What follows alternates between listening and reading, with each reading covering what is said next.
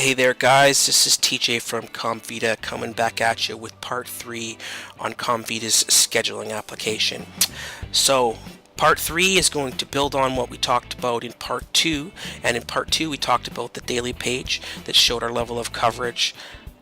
employees shift information, and actual versus budgeted hours, as well as turning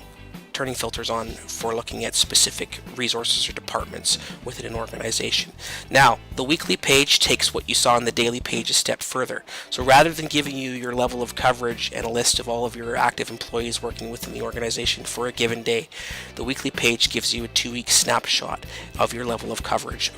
organization-wide. So what we're looking at here down the left-hand side of the screen here is we've got all of our shifts within the organization listed.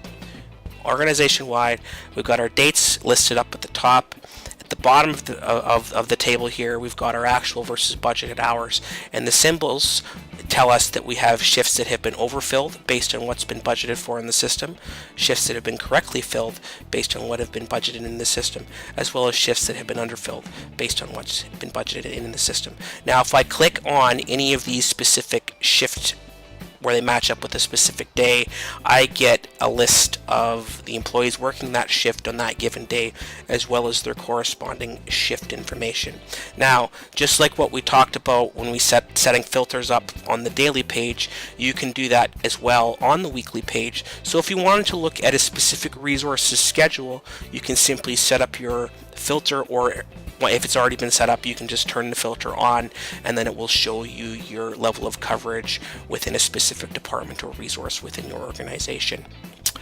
If you want to know more, please check us out on the web at www.comvida.com and contact us today to set up your own personal live demo of ComVida's EMS system.